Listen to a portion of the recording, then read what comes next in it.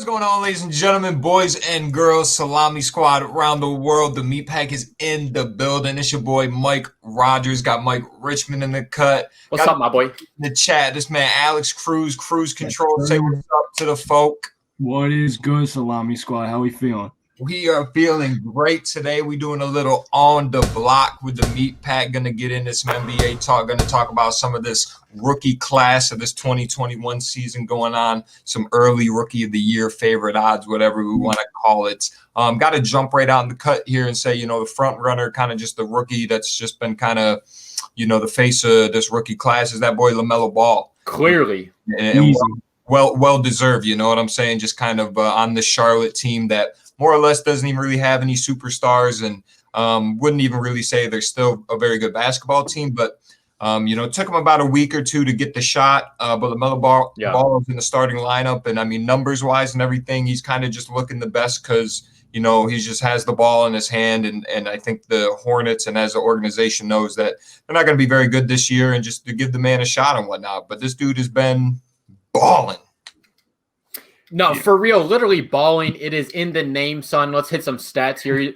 Averaging per game 15.9 points, 6.3 assists, and 1.7 steals. For a rookie, that's just incredible. I do think they are a bit inflated. Like you said, he has seen a lot of play time because that Charlotte team is just rough go. But the thing with LaMelo Ball, the same thing you could say for Alonzo, honestly, is just that court vision is fucking insane. Like, he is making passes. He's just seeing shit that it's like from the camera back where you're seeing all five dudes. You don't even know what the fuck's going on. Like, how's he doing that down there on the court? So, obviously huge props to LaMelo Ball. These dudes are literally just like reality TV stars just balling out the league right now. Yeah, dude's just throwing the ball all over the court right now. I watched this dude. Ever since he's got in the starting lineup, fourth quarter, he comes in and takes over a game. It's crazy to watch. Like, just running the team, and he's like 21, 22 years old. I think he's 20, actually. That's insane. Yeah. Like, coming in the NBA 20 years old and taking over in the fourth quarter, like, what, bro? What are you doing? No, it's incredible. And like you said before, Raji, clear-cut rookie of the year. Like, no doubt. Yeah, I think he'll end up running away with it. Got to give a big shout out to the man. One, I got the skills, got the swagger. Obviously, has a huge fan base. But with that being said, there is only one Mello, so we got to figure out another nickname for this man. With that being said, let's talk about a couple other rookies here, man. I know another big one guy kind of doing his job right now is that man Anthony Edwards for the Timberwolves. The Timberwolves, I got a weird relationship with the Timberwolves because the past 4 or 5 years, between having Karl Anthony Towns, Andrew Wiggins, and whatnot, you would expect that these players would have grown into something that would turn into winning basketball games. Karl Anthony Towns' numbers are phenomenal. He's one of the top 3 big men in the league, top 4, top 5, but they just don't win a lot of basketball games. I don't really know what's going on with the culture in the Timberwolves. I know when Jimmy Butler came along for that year, they were able to snag themselves a little 7th, 8th seed or the 6th or whatnot, but bringing in Anthony Edwards to a team like that has D'Angelo Russell and Karl Anthony Towns, he's obviously a third option at this point, but he's kind of just sinking into that role. Doesn't need to score a crazy amount, but is kind of going out there and being the Swiss Army knife for that team, getting himself some boards, getting himself some assists. Laid down one of the nastiest dunks I've seen in a while, a week or two ago against the homeboy from the Raptors. But that boy Ant-Man, dude, I'm telling you, he's got a little something to him, cooking.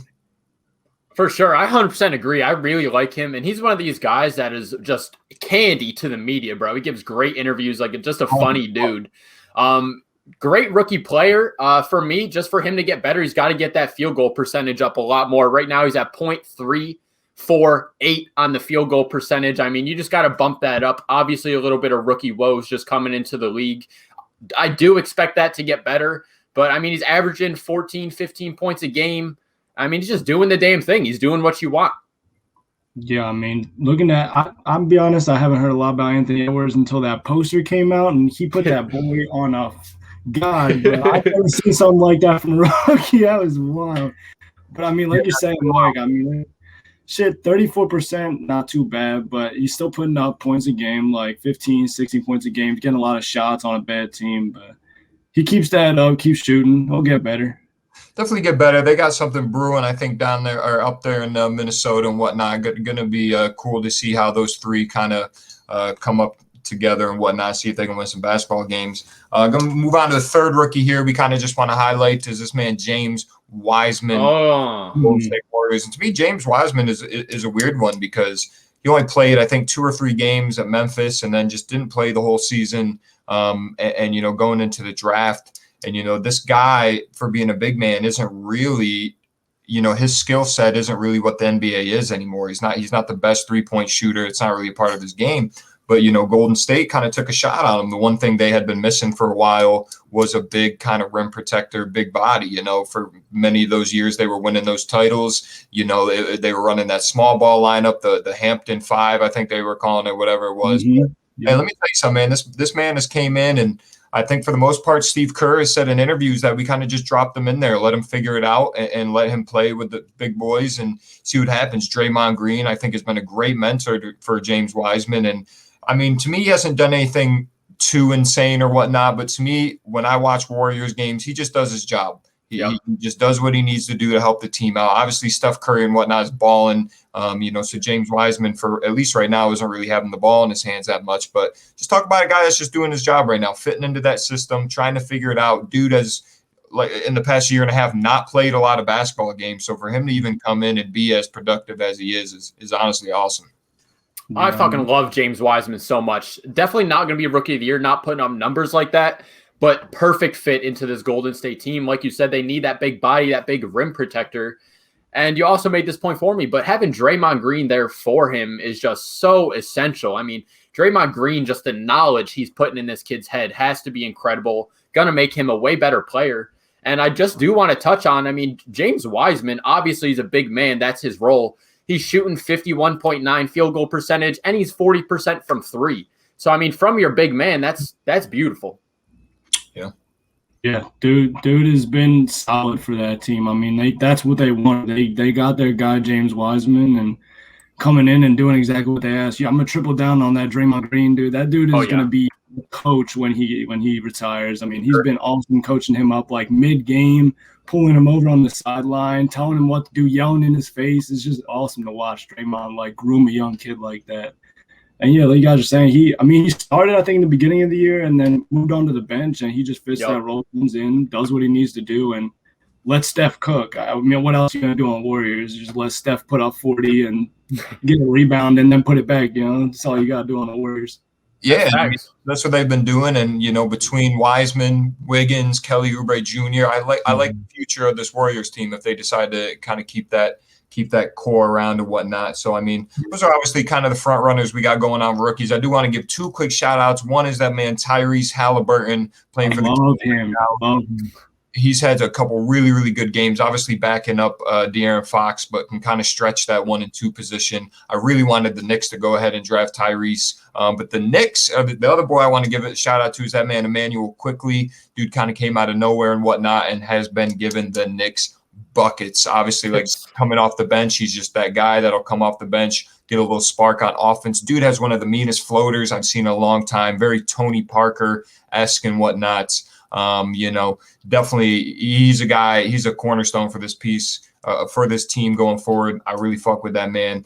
You know, other than that, rookies, man, like I said, Cole Anthony on the Magic has had a couple flashes and whatnot. Isaac Okoro, waiting to see a little more out of Patrick Williams from Chicago, but you know, other than that, it's been a little lackluster for the most part, but definitely there's going to be 6 or 7 rookies coming out of this class that are going to be worth something 10 years from now. I want to also just give a quick big shout out to the boy Tyrese Maxey, 21st overall pick for Philly. And we're just saying, coming off the bench, getting buckets, son.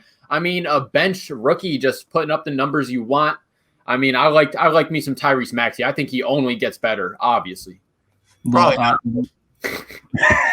I love Tyrese Maxey. Coming off the bench, that's what they need. If he could groom into, like, by playoff time, he puts in 10 points a game off the bench, like, they'd be awesome. Sixers, you know I love my Sixers, bro. Gotta rep the Sixers. But number 1 seed coming in, Tyrese Maxey would be awesome off the bench. I don't even think they got to trade him. Keep him, groom him on the bench, and he's going to be great. Yeah, I love him.